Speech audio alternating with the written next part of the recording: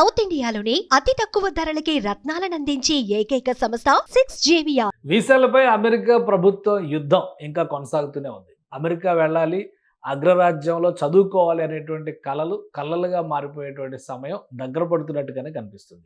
గతంలో ఉన్నటువంటి నిబంధనలు, నియమాలు ప్రతి ఒక్కదాన్ని రివ్యూ చేయడం, వాటిలో మార్పులు చేయడం. మేక్ అమెరికా గ్రేట్ అగైన్ అని చెబుతూ వచ్చినటువంటి డొనాల్డ్ ట్రంప్ ప్రభుత్వం దానికి అనుగుణంగానే అమెరికన్స్కి అనుకూలంగా చట్టాల్లో మార్పులు చేసేటువంటి ప్రయత్నం చేస్తుంది. ఇప్పుడు విద్యార్థి వీసాల పైన కూడా ఆ పిడుగు పడుతుంది.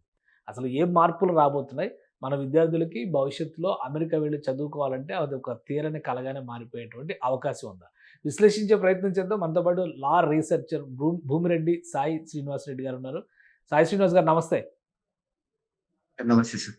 ఈ స్టూడెంట్స్కి సంబంధించినటువంటి వీసాలు చాలా రోజులుగా చాలా రకాలుగా ఈ రిస్ట్రిక్షన్స్, నియంత్రణలు అన్నిటి గురించి డిస్కస్ చేస్తున్నాం. కానీ ఇప్పుడు విద్యార్థులకు ఇచ్చేటువంటి వీసాల్లో కూడా సమూలమైనటువంటి మార్పులు చేయబోతున్నారు.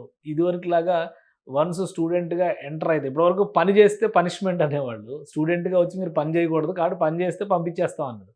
ఇప్పుడు అసలు స్టూడెంట్గా వస్తే కూడా ఏ కోర్సుకు వస్తున్నారో ఆ కోర్స్ కంప్లీట్ అయిన తర్వాత ఇక అమెరికాలో ఉండడానికి అసాధ్యం అనేటువంటి పరిస్థితి వస్తుంది. చట్టాల్లో మార్పులు రాబోతున్నాయి అనేది న్యూస్. ఏంటి ఈ మార్పులు ఏంటి, ఏ విధంగా ఉండబోతున్నాయి? సార్ అంటే మీరన్నట్టు ఇదైతే ప్రస్తుతం జరుగుతున్న సిచ్యువేషన్‌లో అయితే అదైతే నిజంగానే ఉంది సార్. అంటే మీరు జస్ట్ చదువుకోవడానికి వస్తున్నారు. చదువుకున్న తర్వాత మీరు వెళ్ళిపోవాలి అనే విధంగానే ప్రస్తుతం ఉన్న రూల్స్ అయితే అలానే అమెండ్ అయితుంది గానీ, లేకపోతే ప్రపోజల్ గానీ జరుగుతున్నాయి సార్. ఇప్పుడు కొత్తగా వచ్చిన రూల్ ఏంటంటే సార్, F1 స్టూడెంట్స్‌కి మామూలుగా ఇండెఫినిట్ స్టే అనేది ఉంటుంది సార్. అంటే మీరు సెవిస్ యాక్టివ్ పెట్టుకునేంత వరకు, మీరు కంట్రీలో లీగల్ గా ఉన్నంత వరకు మీరు అన్లిమిటెడ్ గా 20 సంవత్సరాలు కానీ, 30 సంవత్సరాలు కానీ, ఈవెన్ 40 సంవత్సరాలు కూడా ఉండొచ్చు. అంటే దానికి ఆ ప్రొవిజన్ అట్లాంటిది సార్. ఎందుకంటే చదువు అనేది ఈ రోజుతో కంప్లీట్ కాదు. ఇది 1978 నుండి వచ్చిన ఒక ప్రొవిజన్ సార్. ఇప్పుడు ఫర్ ఎగ్జాంపుల్ PhD అనేది సుమారు 10 సంవత్సరాలు, 15 సంవత్సరాలు కొంతమంది చదువుతుంటారు కదా సార్. అంటే పెద్ద పెద్ద సబ్జెక్ట్స్ ఇవన్నీ. సో దాని పరంగా ఆ రోజు 1978 లో ఈ రూల్ తీసుకొని రావడం జరిగింది సార్. అంటే స్టూడెంట్ కి మామూలుగా మిగతా వీసాలకు మాత్రము డిఫరెన్స్ ఏంటంటే, మీరు లిమిటెడ్ స్టే లో ఉండాలి, మేము అన్లిమిటెడ్ స్టేగా ఉండొచ్చు. మాకంటే సింపుల్ గా మనం ఎలా తెలుసుకోవచ్చు అంటే, మీరు I-94 లో మామూలుగా మనము ఎంటర్ అయినప్పుడు మీకు B1 వీసా లేకపోతే B2 వీసా మీద వచ్చినప్పుడు మీకు 6 నెలల వ్యాలిడిటీగా ఉండి డేట్ అనేది వస్తుంది. స్టూడెంట్స్ కి ఎక్కడే గానీ DS అని వస్తుంది సార్. అంటే డ్యూరేషన్ ఆఫ్ స్టాటస్ అని. మీరు లీగల్ గా స్టాటస్ సెవీస్ అనేది మెయింటైన్ చేసుకున్నంత వరకు మీరు అమెరికాలో కొనసాగించు అనేది ముందు రూల్ ఉండేది. ఇప్పుడు దాన్ని రిమూవ్ చేసేసి 4 సంవత్సరాలకి లేకపోతే 2 సంవత్సరాలకి, అంటే మీరు ఎన్ని సంవత్సరాలు చదువుకుంటున్నారు ఇక్కడ చదువు, అంత సంవత్సరాల వరకే మీకు ఇది ఇస్తామని చెప్పడం జరిగింది సార్. కానీ అంటే ఒకటి, ఇప్పుడు స్టూడెంట్స్కి కోర్సుని బట్టి సమయాన్ని డిసైడ్ చేస్తారు. 4 ఏళ్ళు పక్కాగా 4 ఏళ్ళే ఉండాలి, తర్వాత మళ్ళీ ఎక్స్టెన్షన్స్ ఉండవు అంటే, ఇప్పుడు ఒకవేళ కోర్సులో డిలే జరిగినా, వేరే ఏదైనా కారణాల వలన ఫెయిల్యూర్స్ లాంటివి ఎదురైనా కానీ పరిష్కారాలు ఏమైనా ఉన్నాయా? ఇంత ముందర చాలా ఫ్లెక్సిబుల్గా ఉండేది అనేటువంటి అభిప్రాయం ఉంది. ఇప్పుడు పరిష్కారాలు ఏమైనా ఉన్నాయా కొత్త చట్టాల మార్పుల విషయంలో? సో యూజువల్ గా తను ఏం చెప్తున్నాడంటే సార్, అంటే మీరు ఎక్కువ చదవాలనుకుంటే, వీసా కన్నా ఎక్కువ చదవాలనుకుంటే మీరు ఎక్స్టెన్షన్ కి అప్లై చేయండి అంటున్నా. I-53 అనేది ఒకటి ఉంటుంది సార్, ఎక్స్టెన్షన్. సో దాన్ని ఫైల్ చేసి మీకు ఎక్స్టెన్షన్ ఇస్తాము. దాని అనుగుణంగా అంటే మీరు ఏం చదవాలనుకుంటున్నారు, ఏం చేయాలనుకుంటున్నారు, మీరు ఈ రూల్స్ అబైడ్ అయినాయా లేవా అనే అవన్నీ క్యాలిక్యులేట్ చేసి I-53 ఫైల్ చేసిన తర్వాత మీకు ఎక్స్టెన్షన్ ఇస్తారు సార్. అంటే కొన్ని రోజులే. ఇప్పుడు ఫర్ ఎగ్జాంపుల్ మీకు 6 నెలల్లో చదువు అయిపోతుంది అనుకో, 6 నెలల వరకే మీకు ఆ ఎక్స్టెన్షన్ అనేది ఇవ్వడం జరుగుతుంది. కానీ అంటే ఇప్పుడు స్టూడెంట్స్కి వచ్చేసరికి కాలేజీలో అంటే క్యాంపస్లో బయట పనిచేయొద్దు అనేది ఒక కండిషన్ ఉంటుంది. F1 వీసాలకి ఒక స్పెషల్ కేటగిరీ కింద ట్రీట్ చేస్తూ వచ్చారు ఇప్పటిదాకా. ఇది రెగ్యులర్ వీసా లాగా అయిపోతుంది, టూరిస్ట్ వీసా లాగా అయిపోతుంది కదా. ఒక time limit, time bound, course రిలేటెడ్గా పెడితే దీనివలన అమెరికన్ యూనివర్సిటీస్కి నష్టం జరగదా? ఇప్పటికే చాలా యూనివర్సిటీల్లో కొంత అసంతృప్తి వ్యక్తం అవుతుంది, విదేశీ విద్యార్థులను ప్రోత్సహించకపోవడం పైన అనేటువంటి అభిప్రాయం వస్తుంది. సో ఈ కొత్త నిబంధన మళ్ళీ ఒక గుదిబండ అవుతుందా?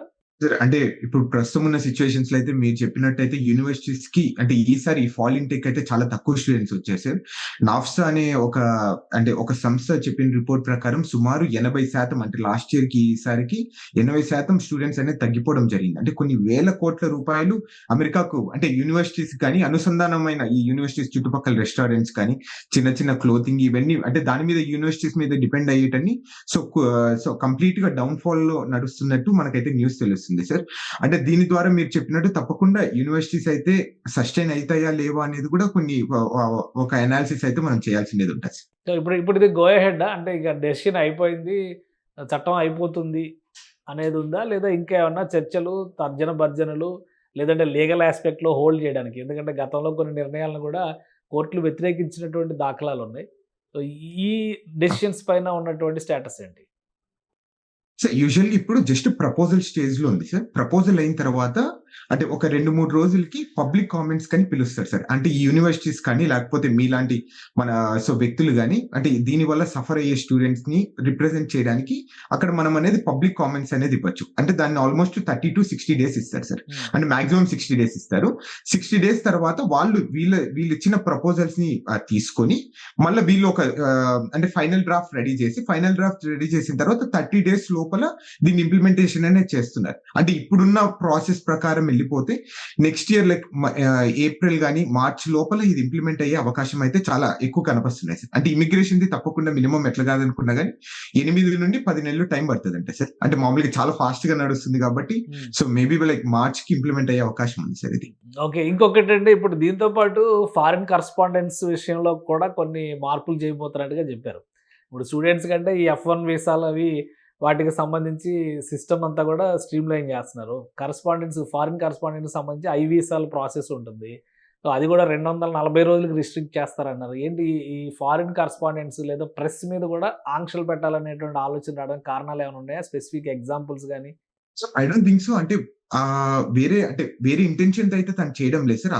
అందరికి యథాచేవగా ఇప్పుడు H1బీస్ నుండి F1 గాని, I1 గాని ఇప్పుడు వివిధ వీసాలకు ఎట్లా చేస్తున్నారు దీనికి కూడా అలానే చేస్తున్నాడైతే నేను అనుకుంటున్నాను. సో వేరే ఇంటెన్షన్ అయితే ఎక్కడ కనపరావడం లేదు. దాని గురించి పెద్ద ఇప్పుడు ప్రస్తుతం యాజ్ ఆఫ్ నౌ చర్చ అయితే చాలా తక్కువగా నడుస్తుంది. ఎందుకంటే చాలా లిమిటెడ్ మీడియా రిప్రజెంటేటివ్స్ అమెరికాకు వచ్చి ఇక్కడ అంటే ఉంటారు కాబట్టి సో దాని గురించి పెద్దగా చర్చ జరగడం లేదు. దాని రియల్ ఇంటెన్షన్ అనేది ఎక్కడ కనపరావడం లేదు సార్. అంటే మీకు తెలుసో తెలీదో ఇది ఆల్రెడీ 2019లో ఒకసారి ట్రై చేశారు సార్. ఆ రోజున్న ట్రంప్ అడ్మినిస్ట్రేషనే సేమ్ ఇలాంటి రూలే ఇంప్లిమెంట్ చేయాలని. సో మళ్ళీ నెక్స్ట్ బైడెన్ వచ్చిన తర్వాత దీన్ని రిమూవ్ చేశారు. అంటే ఆ రోజున్న యూనివర్సిటీస్ ప్రెషర్ చేయడం కానీ సో లేకపోతే ట్రంప్ అడ్మినిస్ట్రేషన్ కంప్లీట్ అయిపోవడం కానీ ఇవన్నీ జరిగాయి. కానీ యాజ్ ఆఫ్ నో ఇంకా ట్రంప్ కి ఇంకా 3 years ఉంది కాబట్టి సో మేబీ తను అనుకున్న రూల్స్ అన్ని ఇంప్లిమెంట్ అయ్యే అవకాశం ఉంది సార్. అంటే ఫర్ ఎగ్జాంపుల్ H1B కానీ లేకపోతే ఈ మార్పులు చేర్పులు చేయడం వలన యూనివర్సిటీస్ కి లేదా అమెరికన్ గవర్నెన్స్ కి ఏమన్నా బెనిఫిట్ జరుగుతుందా లేదా ఒక గందరగోళ స్థితి? ఎందుకంటే ఒక్కొక్కరు వెర్షన్ ఒక్కొక్కలా ఉంటుంది. ఇక్కడ ఉన్న వాళ్ళు అక్కడికి వెళ్ళాలని ఆశతో ఉన్నారు కాబట్టి నెగిటివ్గా మాట్లాడే అవకాశం ఉంటుంది ఆబ్వియస్గా. అక్కడ ఉన్న వాళ్ళ మనస్తత్వం ఏంటి? వాళ్ళు ఎలా ఫీల్ అవుతున్నారు? ఈ చేంజెస్ పట్ల సానుకూలంగానే ఉన్నారా?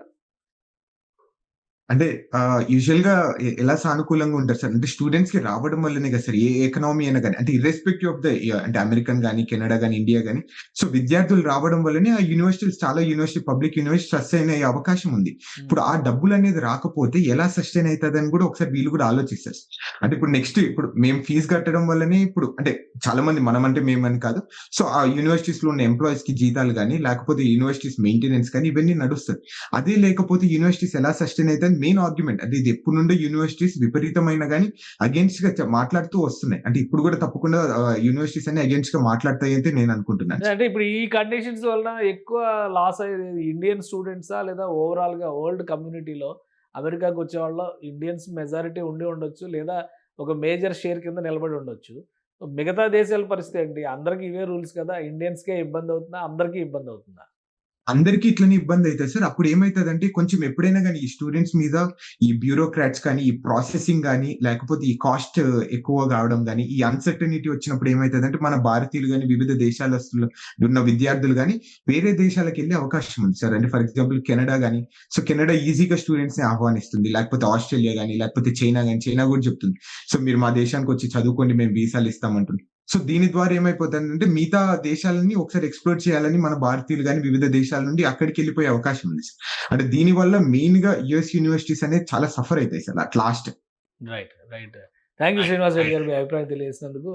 ఇది అమెరికాలో F1 వీసాలు ముఖ్యంగా విద్యార్థులకు సంబంధించి ఇచ్చేటువంటి వీసాల విషయంలో కొత్త నిబంధనలు తీసుకొచ్చే ప్రయత్నం అమెరికా ప్రభుత్వం చేస్తుంది. దాదాపుగా దీన్ని చట్ట రూపంలో తీసుకొచ్చేందుకు కావాల్సిన కసరత్తు అంతా కంప్లీట్ అయినట్టుగా చెప్తున్నారు. ఈ నేపథ్యంలో విద్యార్థులకి, ఒక్క భారతీయులకే కాదు, విద్యార్థులుగా అమెరికాకి వెళ్ళాలనుకున్న ప్రతి ఒక్కరూ కూడా ఎంతో కొంత ఇబ్బంది పడేటువంటి వాతావరణం ఉందని శ్రీనివాస్ రెడ్డి గారు వివరిస్తున్నారు. ఇది స్పెషల్ డిస్కషన్.